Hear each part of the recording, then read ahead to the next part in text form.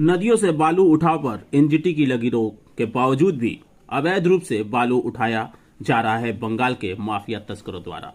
हमारे संवाददाता बंटी खान की आसनसोल से रिपोर्ट। खुफिया जानकारी के मुताबिक हमारे संवाददाता ने जब ये जानकारी जुटाई कि भू संरक्षण को रोकने और नदियों में बालू के जमा होने और परिवहन संरक्षण को लेकर एनजीटी ने 10 जून से नदियों से बालू उठाने पर रोक लगा दी थी, लेकिन उसके बावजूद भी माफिया एक सिंडिकेट बनाकर राष्ट्रीय हरित अधिरक्षण एनजीटी के आदेशों को खुली चेतावनी दे रहे हैं। नदी घाट से अवैध रूप से बालू उठाने का काम चल रहा है। अवैध रूप से नदी घाट से उठाया जा रहा है।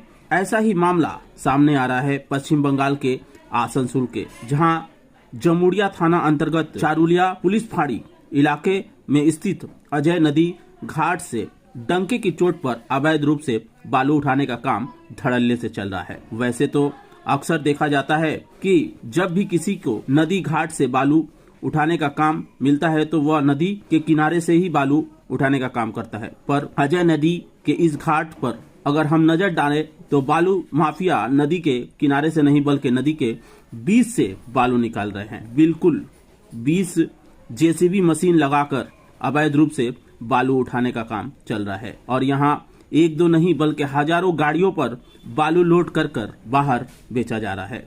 बताया जा रहा है कि चारुलिया अजय नदी घाट से तारकेश्वर राय और उसके एक रिश्तेदार अश्वनी यादव जो अवैध रूप से बालू उठाने का काम कर रहे हैं, ऐसी सूत्रों से खबर मिल रही है। आसनसोल में अवैध कोयला तस्करी मामले में सीबीआई के राडार पर तो है ही, साथ ही वो कई मामले में नामित आरोपी भी है। तारकेश्वर फिलहाल अवैध कोयला तस्करी मामले में अभी फरार चल रहा है। आसनसोल सीबीआई अदालत द्वारा बार बार पेश होने की दी जा रही है सम्मन के बावजूद भी वह अदालत में पेश नहीं हो रहा है और कानून के गिरफ्त से बाहर रहकर आसनसोल में अवैध बालू के साथ साथ अवैध कोयले का तस्करी को धड़ल्ले से अंजाम दे रहा है।